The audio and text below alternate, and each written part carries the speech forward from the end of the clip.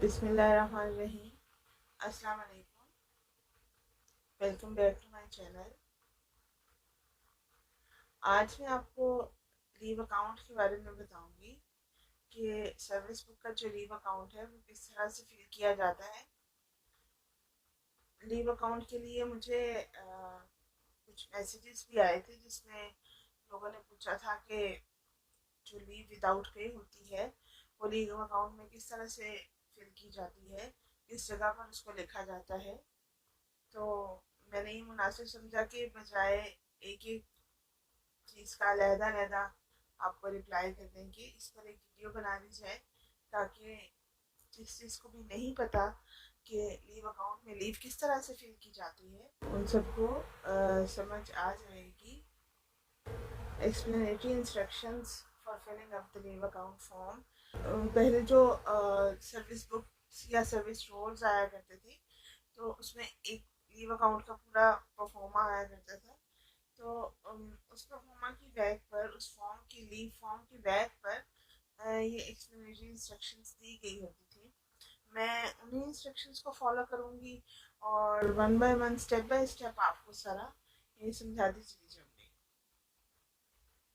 इसमें नंबर 1 है, this leave account will be maintained for all civil servants of the federal government who were in service on the 1st July 1978, including those who were on leave on the date and have not opted to retain the existing leave rules, and all others who enter service on or after 1st July 1978।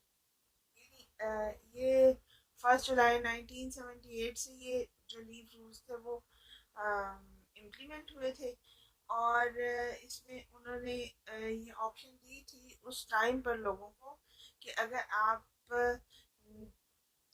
जो previous leave rules हैं उन्हीं को follow करना चाहते हैं तो आप उनको भी फॉलो कर सकते हैं, और ये न्यू लीव रूल्स आए हैं, अगर आप इनको ऑप्ट करना चाहते हैं तो इनको भी ऑप्ट कर सकते हैं। ये है form of leave account under the revised leave rules 1981। यानी ये फॉर्म आया था लीव अकाउंट के लिए, इसमें हमारे पास टोटल 23 कॉलम्स उन्होंने बनाए थे और आज तक यही जो लीव फॉर्म है ये चल रहा है। 23 कॉलम्स बने हुए हैं यहाँ पर, आप ये देख सकते हैं। ये देखिए, ये नंबर 1, नंबर 2, नंबर 3, 4 और इस तरह ये सारे ये कॉलम्स के नंबर्स लिखे हुए हैं।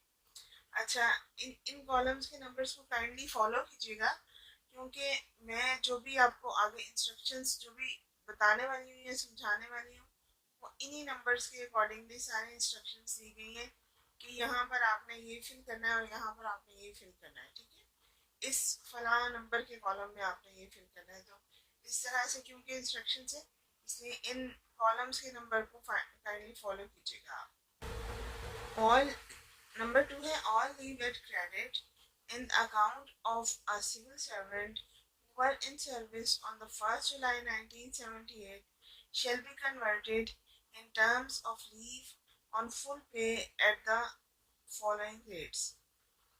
यानी जो भी लीव उनके क्रेडिट में थी 1st जुलाई 1978 को सिविल सर्वेंट्स की क्रेडिट में थी, उसको कन्वर्ट किया जाएगा in terms of leave on full पे, यानी वो इसमें से लीव ऑन फुल पे ले सकेंगे एट द फॉलोइंग रेट्स। यानी पहले जो लीव ऑन फुल पे का कॉन्सेप्ट नहीं था, 1st जुलाई 1978 के बाद उन्होंने लीव ऑन फुल पे का कॉन्सेप्ट दिया, लेकिन किस तरह से जो लीव क्रेडिट में है उसको किस तरह से कन्वर्ट किया जाएगा लीव ऑन फुल पे में, ये आप बताते हैं। अगर आप LFP लेंगे, लीव ऑन फुल पे लेंगे, तो 1 month is equal to 30 days. जो 1 मंथ है उसको 30 डेज का काउंट किया जाएगा और 1 day is equal to 1 day, यानी 1 डे को 1 डे काउंट किया जाएगा। अगर आप लीव ऑन हाफ पे लेते हैं, 1 month is equal to 15 days, यानी एक जो पूरा मंथ है उसको 15 डेज काउंट किया जाएगा। 2 डेज इक्वल 1 डे, जो 2 डेज डेज है उसको 1 डे काउंट किया जाएगा। Fractions if any to be ignored, अगर इसमें कोई फ्रैक्शंस हैं तो उनको इग्नोर कर दिया जाएगा। नंबर 3 है the leave account shall commence with the opening entry due on 1st July 1978, or in the case of civil servant who was on leave on 1st July 1978, the effect from the date of his return from leave for the purpose of computing the leave at credit. The service up to 30th June 1978 will be taken into account. The leave due in terms of full pay in days will be noted in column number 21। अच्छा जी, इन्होंने ये इसमें बताया हुआ है कि leave account जो है वो 1978 से 1 जुलाई 1978 से ऑनवर्ड्स इसकी एंट्रीज की जाएंगी। अगर कोई बंदा लीव पर है तो वो जब लीव से वापस आएगा तो उसके बाद से उसकी फर्स्ट एंट्री की जाएगी, और जो सर्विस वो 1 जुलाई 1978 से पहले कर चुका है 30th जून 1978 तक, उसको टेकन इनटू अकाउंट लिया जाएगा। यानी आपकी जो सर्विस है 30th जून 1978 तक, उसको कंसिडर करेंगे आपकी जो लीव अकाउंट को स्टार्ट करने के। और ये जितनी भी आपकी लीव्स बनती हैं 30th जून 1978 तक, इसको हम कॉलम नंबर 21 में लिखेंगे। दिस इज कॉलम नंबर 21, ये है। और अच्छा जी, इसमें बैलेंस और रिटर्न फ्रॉम लीव लिखेंगे, यानी जब भी हम लीव से वापस आते हैं तो यहाँ कॉलम नंबर 21 में इसका बैलेंस लिखा जाता है। इसमें ये देखिए बैलेंस और रिटर्न फ्रॉम लीव कॉलम 7 - 20। 7 कौन सा कॉलम है? ये वाला 7 कॉलम है। लीव एट क्रेडिट कॉलम 21 + 6, यानी आपकी जितनी भी लीव क्रेडिट में होती है उसमें से हम वो लीव्स माइनस कर देंगे जो लीव अभी आपने अवेल की, और फिर जो उसका टोटल बनेगा बैलेंस, उसको हम कॉलम नंबर 21 में लिखेंगे। Right. In calculating the leave earned on full pay at the rate of 4 days for every calendar month, the duty period of 15 days or less in a calendar month shall be ignored, and those of more than 15 days shall be treated as a full calendar month for the purpose. If a civil servant proceeds on leave for during a calendar month and returns from it during another calendar month, and the period of duty in either month is more than 15 days, the leave to be credited for both the incomplete months will be restricted to that admissible for one full calendar month only. There shall be no maximum limit for accumulation of this leave. अच्छा जी, para 4 में वो ये leave earn करने का तरीका बता रहे हैं कि जब कैलकुलेशन की जाएगी अर्न लीव की तो वो किस तरह से की जाएगी। अगर आपका पीरियड ऑफ ड्यूटी किसी भी एक कैलेंडर मंथ में 15 डेज से लेस है तो उस पूरे जो कैलेंडर मंथ को इग्नोर कर दिया जाएगा और उसको कंसिडर नहीं किया जाएगा लीव की कैलकुलेशन के लिए या लीव एक्यूमुलेट करने के लिए। अगर आपका पीरियड ऑफ ड्यूटी किसी भी कैलेंडर मंथ में 15 डेज से ज़्यादा है तो उसको as a full calendar month consider किया जाएगा। अगर कोई एम्प्लॉय लीव पर जाता है एक कैलेंडर मंथ में और उसकी और वापस आता है किसी दूसरे कैलेंडर मंथ में, और दोनों कैलेंडर मंथ्स में उसकी जो पीरियड ऑफ ड्यूटी है वो 15 डेज से ज़्यादा है, तो उसका एक फुल मंथ जो है पीरियड ऑफ ड्यूटी का उन दोनों को मिलाकर कंसिडर किया जाएगा।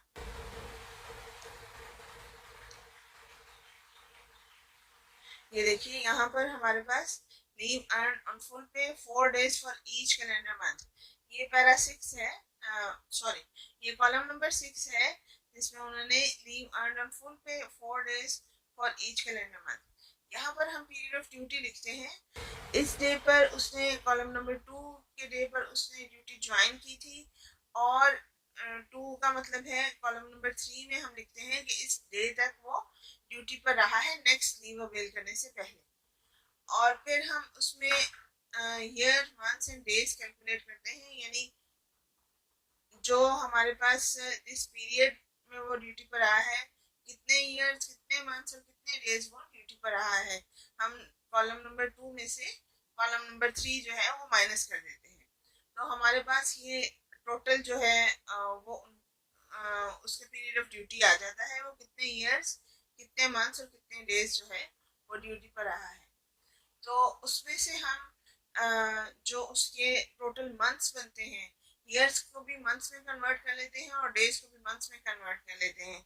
यहाँ पर हम जो डेज हैं, अगर वो 15 से लेस है तो हम इसको इग्नोर कर देते हैं, अगर वो 15 से अबव है तो हम उसको एक पूरा मंथ कंसिडर कर लेते हैं, और हम यहाँ पर नंबर ऑफ मंथ्स लिख देते हैं कॉलम नंबर 5 में। कॉलम नंबर 5 में नंबर ऑफ मंथ्स लिखने के बाद कॉलम नंबर 6 में उन नंबर ऑफ मंथ्स को हम 4 से मल्टीप्लाई कर देते हैं, तो हमारे पास कॉलम नंबर 6 में ये लीव अर्न और full pay 4 days for each calendar month आ जाती है। ठीक है, उम्मीद है आपको ये समझ आ गया होगा कि लीव अर्न और फुल पे हम किस तरीके से लिखते हैं। इसके लिए मैंने एक पूरी वीडियो भी बनाई हुई है, जिसमें मैंने इसमें सारा कि ये आप एक्सेल पे किस तरह से ये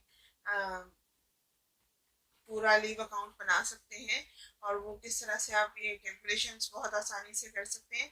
तो उसके लिए मैंने एक पूरी वीडियो अलग से बनाई है, काइंडली आप उसको भी ज़रूर देखिएगा, उससे आपको ज़्यादा अच्छी समझ आ जाएगी।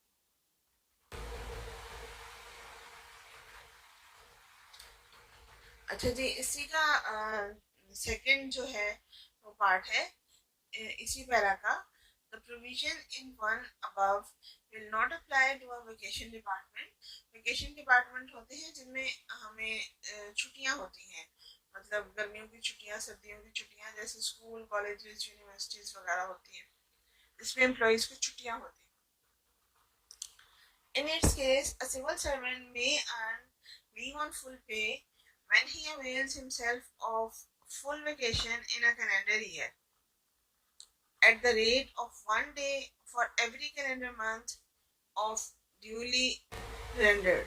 सबसे पहले ये बताया हुआ है कि जो प्रोविजन इन वन, ये जो पैरा, इसके फोर्थ पैरा के नंबर 1 में जो प्रोविजन दी गई है कि इस तरह से हम छुट्टियां कैलकुलेट करेंगे, तो ये वेकेशन डिपार्टमेंट पे ये चीज़ लागू नहीं होती है। सबसे पहले तो ए जो है पार्ट इसका ये है कि अगर वो फुल कैलेंडर ईयर में जो उसको वेकेशंस हो रही हैं और वो सबके सब अवेल कर रहा है, तो उसका जो जिन मंथ्स में उसने ड्यूटी की है उसमें 1 डे, जो एक कैलेंडर मंथ के लिए 1 डे उसको मिलेगा, उसकी वेकेशन डिपार्टमेंट में इस तरह से उसको लीव मिलेगी कि 1 day for each calendar month, यानी अगर उसने 2 महीने की छुट्टियां अवेल की हैं तो बाकी 10 मंथ्स रह जाते हैं और उसके 10 डेज बनते हैं। बी है when during any year he is preventing from availing himself the full vacation as for a civil servant in a non-vacation department for the year। अच्छा जी, अगर वो किसी ईयर में अपनी छुट्टी अवेल नहीं करता है और फुल वेकेशन जो है वो अवेल नहीं करता है, और इस तरह से ही ड्यूटी करता है कि जैसे कि नॉन वेकेशन डिपार्टमेंट्स में लोग ड्यूटी करते हैं, तो और वो पूरा साल इसी तरह से गुजारता है, तो उसका जो वो पूरा साल है उसमें उसकी छुट्टियां उसी तरह से उस ईयर के लिए काउंट की जाएंगी जिस तरीके से नॉन वेकेशन डिपार्टमेंट के लिए काउंट की जाती हैं, यानी 4 days a month, 4 days a month उसको वो छुट्टियां मिलेगी। और इसी का सी पार्ट है when he avails himself of only a part of the application as in A above plus such proportion of 30 days as a number of days of vacation not taken bears to full vacation.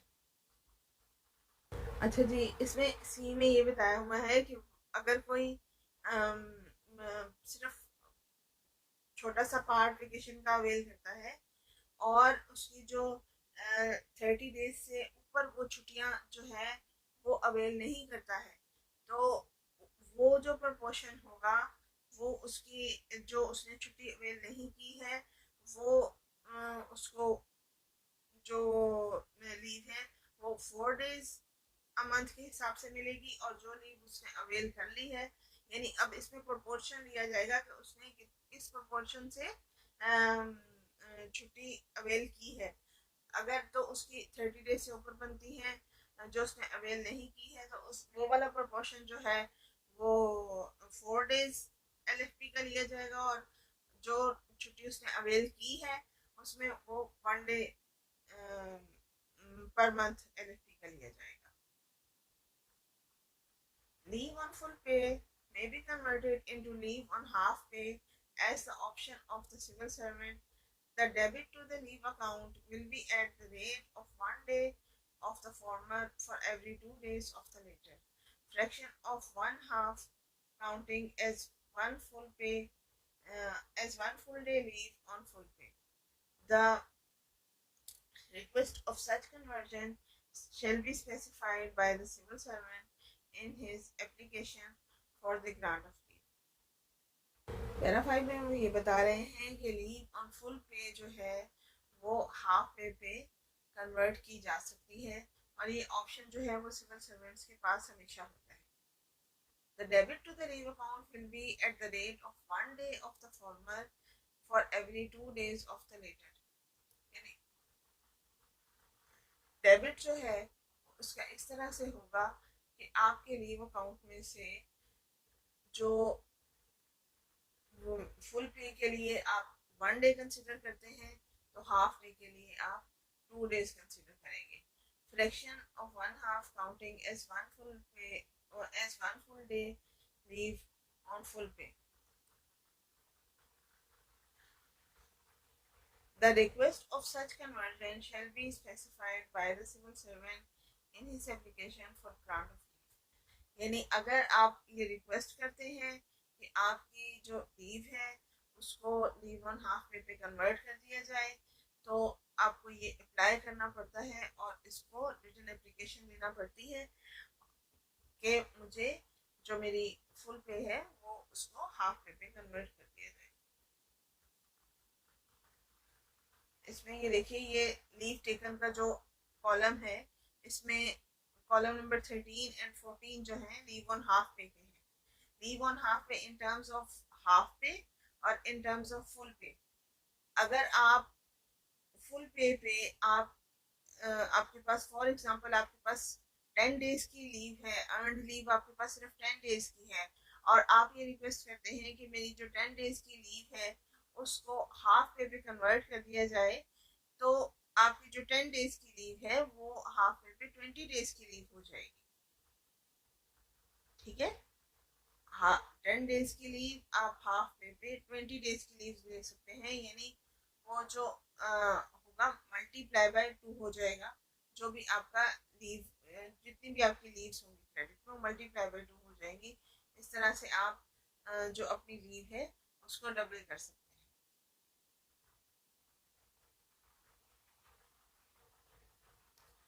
There shall be no limit on the grant of leave on half pay so long as it is available by conversion in the leave account. यानी आप leave on half पे आप जितनी चाहे ले सकते हैं। अगर आपके पास इतनी जितनी आपके पास LFPs लीव ऑन फुल पे आपके क्रेडिट में है, आप उसको डबल करके लीव ऑन हाफ पे अवेल कर सकते हैं। यानी एज लॉन्ग एज वो आपके क्रेडिट में है लीव ऑन फुल पे, तो उनको कन्वर्ट करके लीव ऑन हाफ पे आप वो अवेल कर सकते हैं। LPR on full pay will be noted in column number 10, while that on half pay in column number 13 and 14. LPR जो है वो अगर आप फुल पे लेते हैं तो वो कॉलम नंबर 10 में लिखी जाएगी, और हाफ पे में अगर लेते हैं तो कॉलम नंबर 13 एंड 14 में लिखी जाएगी। LPR, leave on full pay without medical certificate to maximum of 120 days and 365 days in case of LPR। अगर आप LPR फुल पे पे लेते हैं तो वो नंबर 10 के नीचे लिखी जाएगी, और अगर आप हाफ पे पे लेते हैं तो ये 13 और 14 पे लिखी जाएगी, कॉलम्स में लिखी जाएगी। अच्छा, अभी यहाँ पर लिखा हुआ है लीव ऑन हाफ पे, और इसके नीचे दो कॉलम्स बने हुए हैं इन टर्म्स ऑफ हाफ पे, इन टर्म्स ऑफ फुल पे। यानी अगर आप लीव ऑन हाफ पे अवेल करते हैं तो आपको ये दोनों कॉलम्स फिल करने होते हैं कि अगर आप फुल पे पे लेते तो आपके पास इतनी जो लीव्स थी वो क्रेडिट में थी, और आप हाफ पे पे ले रहे हैं, उनको कन्वर्ट करवा रहे हैं, तो आप इतनी जो लीव्स हैं वो अवेल करेंगे।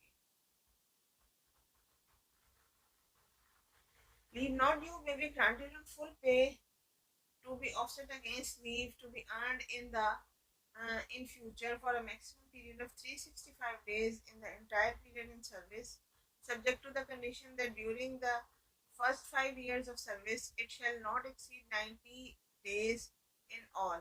Such leave may be converted into leave on half pay.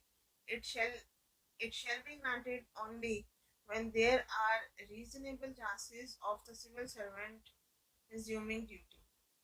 Leave not due जो ग्रांट की जाती है सिविल सर्वेंट्स को, वो मैक्सिमम पीरियड जो है उसका वो 365 डेज है इन द एंटायर सर्विस, और अगर आप फर्स्ट 5 ईयर्स में ये लीव ले रहे हैं तो वो आपका 90 डेज से ज़्यादा का पीरियड नहीं होना चाहिए फर्स्ट 5 ईयर्स में, ठीक है। और ये जो लीव नॉट ड्यू है इसको हाफ पे पे भी कन्वर्ट किया जा सकता है, और उसी वक्त ये दी जाएगी जब रीजनेबल चांसेस हों सिविल सर्वेंट के कि वो अपनी ड्यूटी जो है वो रिज्यूम करेगा। लीव नॉट ड्यू का ये कॉलम्स हैं, हमारे पास दो कॉलम्स हैं 16 एंड 17। इन टू कॉलम्स में हम इस लीव नॉट ड्यू की एंट्री करते हैं इन टर्म्स ऑफ हाफ पे, यानी अगर किसी ने लीव नॉट ड्यू को हाफ पे कन्वर्ट कर दिया हो और या हाफ पे की टर्म्स में वो लीव ली हो in terms of full pay, और अगर किसी ने फुल पे की टर्म्स में लीव नॉट ड्यू अवेल की हो तो वो दोनों ये कॉलम नंबर 16 17 में लिखे जाएंगे। Number head is the grant of special leave, maternity leave, disability leave, extraordinary leave, payment of leave pay for refused LPR up to maximum of 180 days, lump sum payment equal to full pay up to 180 days out of leave at credit made to family to the government servant whose death occurs while in service, seaman sick leave, departmental leave, study leave, hospital leave, quarantine leave shall be noted in column number 22. Maternity leave other than 3 times in entire service in respect of female civil servants employed in non-vacation department shall however be debited to the relevant columns of the leave account. अच्छा जी, इसमें वो ये बता रहा है कि जितनी भी लीव्स जो कि लीव अकाउंट से डेबिट नहीं होती हैं वो सबकी सब लीव्स आपने कॉलम नंबर 22 में मेंशन करना होती है। अगर हमारे पास लीव अकाउंट में से जो लीव डेबिट होनी है, जो लीव यानी हमने उसमें से माइनस करनी होती है लीव अकाउंट में से, उस लीव को हम जो है बाकी कॉलम्स में मेंशन करते हैं। जो लीव अकाउंट डेबिट नहीं होनी होती है जैसे कि स्पेशल लीव है, मैटरनिटी लीव है, डिसेबिलिटी लीव है, एक्स्ट्राऑर्डिनरी लीव है, और सीमेन सिक लीव है, और डिपार्टमेंटल लीव है, स्टडी लीव है, हॉस्पिटल लीव है, क्वारंटीन लीव है, ये सब की सब लीव्स ऐसी हैं जो कि डेबिट नहीं होंगी लीव अकाउंट में से, तो उन सब की सब लीव्स को हमने कॉलम नंबर 22 में मेंशन करना होता है।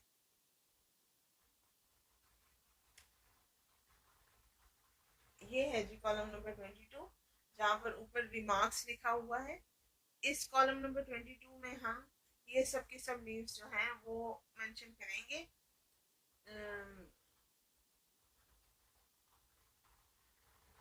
जो भी लीव लीव अकाउंट में से डेबिट नहीं होनी है। अच्छा, इन लीव्स की डिटेल में मैं इस वजह से नहीं जाऊंगी क्योंकि मैंने लीव्स के लिए पूरी एक अलग से वीडियो बनाई हुई है, वो आप काइंडली उसको जरूर देखिएगा अगर आप इन इन लीव्स की डिटेल में जाना चाहते हैं कि ये लीव्स जो हैं वो किस तरह से डेबिट होती हैं, डेबिट नहीं होती हैं।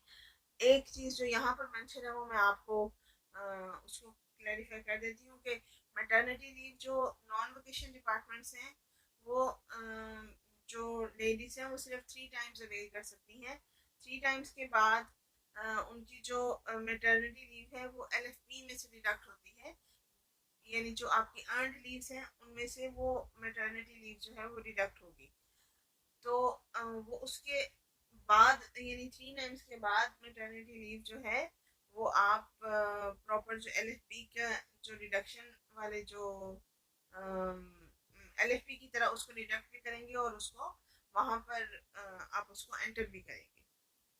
ठीक है। अच्छा, उससे पहले जो 3 टाइम्स के लिए वो कॉलम नंबर 22 में जो है वो मैटरनिटी लीव भी एंटर की जाएगी। When a government servant applies for leave, column number 2 to 7 shall be filled, ensuring the period of duty up to the date preceding that on which a government servant intends to go on leave. The full calendar months to be noted in column number 5 shall be worked out on the lines indicated in para 4 above.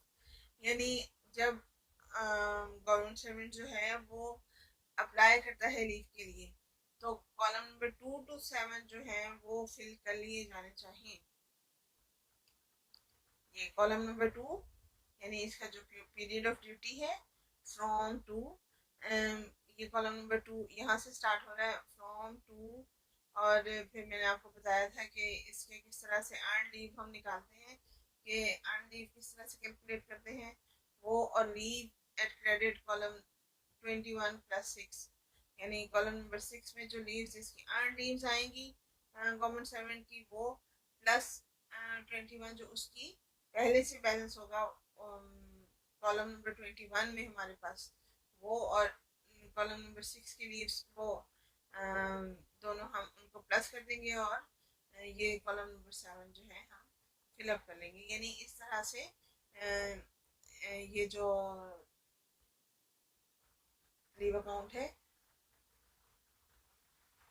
ये 2 to 7 हम period of duties का fill कर लेते हैं जब भी कोई LFP के लिए अप्लाई करता है।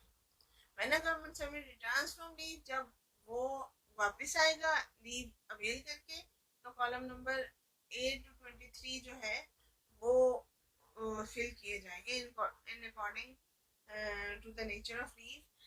if leave not due is availed of minus balance to be shown in column number 21 should be written in red ink.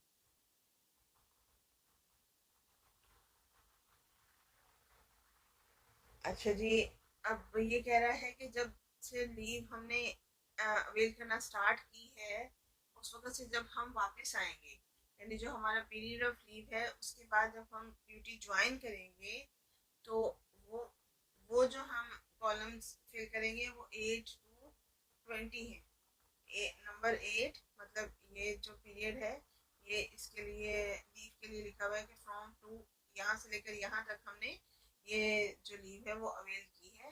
Column number 10, 11, 12, 13, 14, 15, 16, 17 ये जो सारी की सारी जो लीव्स हैं अकॉर्डिंगली हम इसको सारे कॉलम्स को फिल करेंगे और फिर उसके बाद जो हम इसको इन सब कॉलम्स को हम जो भी इसमें लीव अवेल की हैं वो हम इसको प्लस करेंगे। टोटल लीव्स जो हैं वो कितनी बनती हैं 10, 11, 12, 14, 15, 17, 19 की कॉलम्स की, और हम यहाँ पर कॉलम नंबर 20 में हम मेंशन कर देंगे। और इसके अलावा वो ये भी कह रहे हैं कि बैलेंस जो है वो कॉलम नंबर 21 में चूंकि हमने लिखना होता है, और अगर आप कोई ऐसा एम्प्लॉई है जिसने लीव नॉट ड्यू अवेल की है और उसका बैलेंस जो है वो माइनस में है, यानी उसने अभी वो लीव अर्न करके देनी है और उसका बैलेंस जो है वो माइनस में है, तो वो हम balance on return from leave जो है वो कॉलम नंबर 21 में उसको हम रेड इंक से शो करेंगे, यानी अभी उसका बैलेंस माइनस में है, अभी उसके पास कोई भी ये क्रेडिट नहीं है, ये उसका माइनस में बैलेंस चल रहा है। ठीक है, उसके ये हमारे पास सारे के सारे इंस्ट्रक्शंस थी कि जिनसे हम अपना लीव जो है, लीव अकाउंट जो है वो फिल कर सकते हैं। उम्मीद है आपको आज की वीडियो अच्छी लगी होगी, आपको समझ आ गई होगी कि आपने कौन सी लीव जो है वो कहाँ पर फिल करना होती है और किस तरीके से फिल करना होती है। उम्मीद है आपको ये सब समझ आ गया होगा, और अगर आपको समझ नहीं आया है इसमें से कुछ तो काइंडली हेजिटेट ना कीजिएगा, मेरे से ज़रूर पूछिएगा। तो मैं इंशाल्लाह पूरी कोशिश करूँगी कि आपको वीडियो की किसी भी क्यूरी के हवाले से मुतमईन कर सकूँ। Thank you so much video देखने के लिए। अगर आपको मेरी वीडियोस अच्छी लगती हैं तो काइंडली मेरे चैनल को सब्सक्राइब कीजिएगा और मेरी वीडियो को लाइक कीजिएगा और दूसरों के साथ शेयर कीजिएगा, क्योंकि ये इंफॉर्मेशन है जो हर एक गवर्नमेंट एम्प्लॉई को पता होनी चाहिए। Thank you so much.